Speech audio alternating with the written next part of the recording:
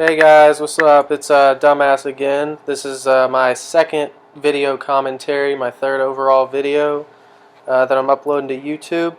And today I'm showing you a video of me playing by myself on just straight up domination on Sovereign. I get into this game and thinking that the other team is pretty good. They had a few good players on the other team.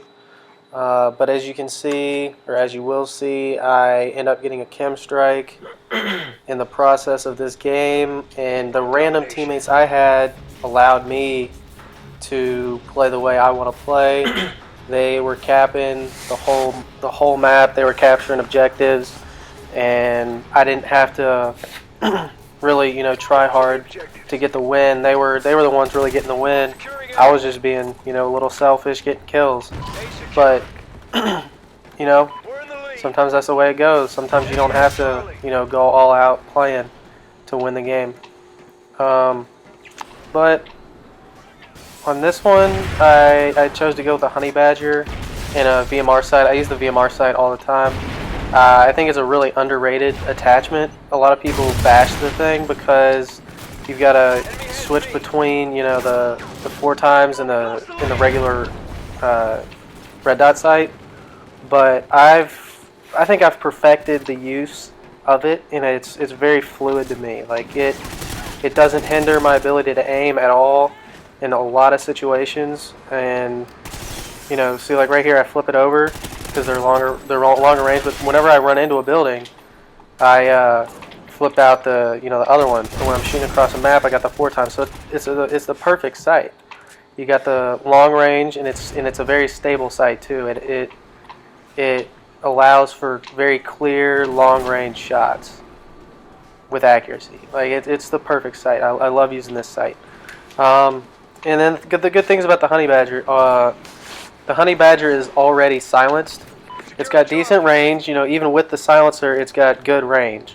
So you basically get a free attachment with this gun. You're already off the map, which I use silencers on almost every single class. So I'm going to use a silencer no matter what is an attachment. So with this gun already having the silencer, that frees up at least 2 more spots for me to use attachments. Now I always run. Not always. I usually run on my assault rifles the 3 attachment perk because I'd rather have 3 attachments than another perk. I mean, having 3 attachments is very, very helpful in winning one-on-one gunfights. If you have more attachments than them, or not necessarily more attachments, but better attachments than your enemy, then you have a greater chance of winning a one-on-one battle. So like right now, I have 3 attachments. I'm using my VMR sight. I already have the silencer within the Honey Badger.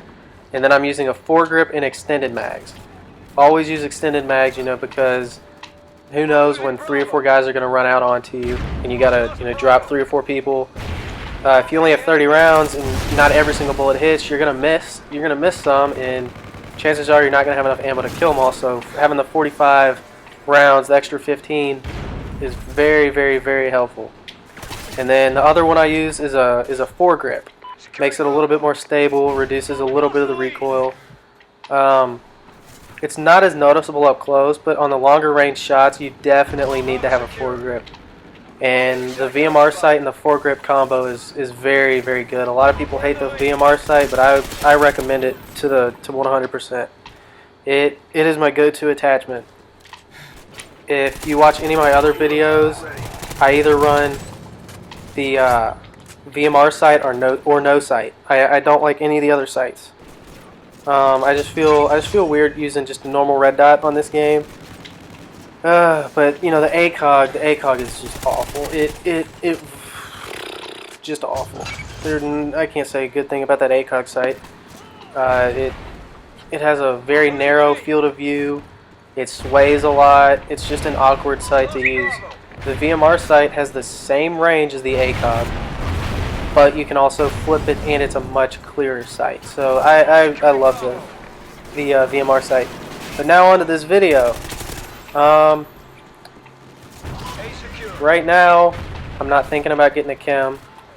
I know that I'm on, a pretty decent 11 or 12 kill streak right now.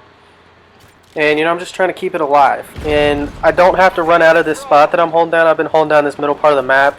You could call it a little bit of camping, I understand. But I don't need to run out. I'm not forced to go capture anything right now because my team is holding down the map pretty well.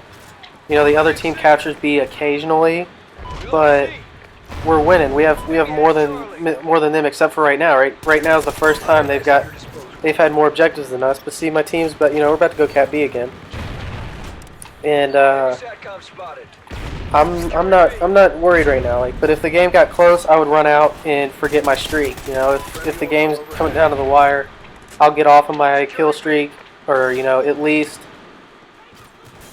bet on my kill streak. Like I'm not gonna be selfish and lose the game just for my kill streak or just for my kill death ratio. Like winning is more important than having the best game of your life. I think I'm at a 7.2 win-loss ratio right now, and I play a little bit by myself, a little bit with friends. I rarely play with a full squad. Everybody plays with a full squad occasionally. But I usually run solo. Like right now I'm running solo. Most of my K.E.M strike videos are me running solo. Or with one other person. But K.E.M strikes, they're decently tough to get. If you put your mind to it, they're not hard. I've got, I think I have 17 or 18 total right now. I've got about 4 days of playtime. And originally they were very hard to get. I was a little worried that I would never get one, but that's silly, because I had I think 35 or 40 nuclears on Black Ops 2, and then I had my whole file share full on Modern Warfare 3. So this game was a little frustrating at the beginning. It was a little harder to get the hang of than any of the this is the hardest Call of Duty by far. And I finally brought my kill death ratio up above 4.3, and I think my kills per game is the steady 30. Like I get 30 kills per game in every Call of Duty. Modern Warfare 3 I had 30 or 31. Black Ops 2 I think it was around 30 also, 29, 30. So I'm staying consistent on that, and my KD on the last 3 have been all over 4.0. And my win-loss on the last 2, I think were, 2.5, 2.6. And this one, is a 7. I've been trying to do a lot better on this game with winning. And, I've been playing a little bit more objective. And I don't capture as much as I defend, because I get a lot of chopper gunners and, kill streaks that defend objectives very well. So I might get, 4 captures in a game, 6 defends. Or sometimes, I'll get 8 defends and, 15 captures. Or 8 defends, 5 or 6 caps, It's a little, I have a little more defends than caps. And then, you see right there, right now, I was worried I was about to die on that K.E.M streak. I think I'm 1 or 2 away from it right now. And my heart was pounding right here. This is, I think, my 3rd or 4th K.E.M strike I have on video. And I was, worried, and right now I'm just listening for footsteps. I heard a guy upstairs, and then I saw that guy. Did not want to challenge him. Didn't want to do a one-on-one right there. And then, surprise motherfucker. Surprise motherfucker. Don't know how I got the double knife right there. The first guy I knifed, how it does that little cutscene basically. When you knife somebody, you lunge, and they can't shoot you. So, on both of those guys, neither one of them could shoot me, even though in real life, or on any other previous Call of Duty, that second guy would have been able to easily shoot me down and gun me down. But he couldn't, because right when I hit the B button, it forced him to stop shooting. Or whatever he was doing, he stopped doing, because this game's coding has something completely wrong with it. You shoot a guy, it happens to me all the time. It's so frustrating when that happens to me. But he's shooting a guy 3 or 4 times, and then he'll just stop you from shooting with a 5-foot lunge knife. And you can't do anything about it. It's the same with the dog. The dog is annoying too. And that's the other thing. I don't use the dog. I always run IMS instead of the dog.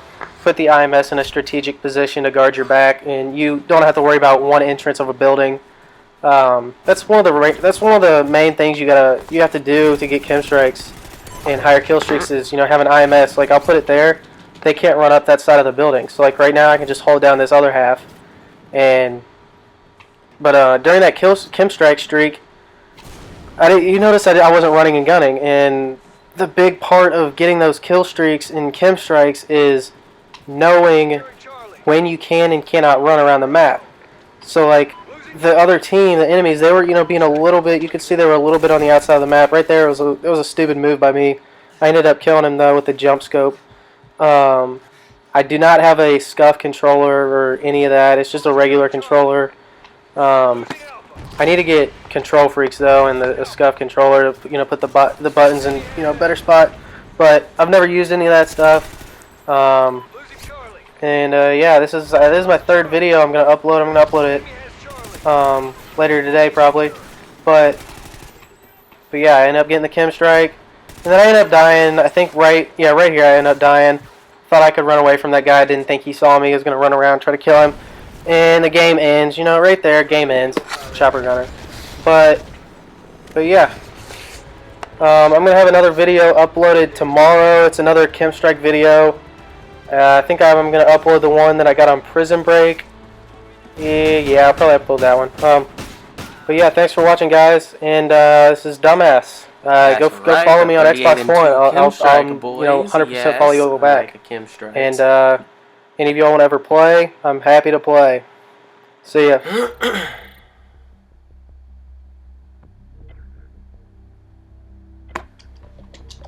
That was a 32 gun streak. That's right. Let's go.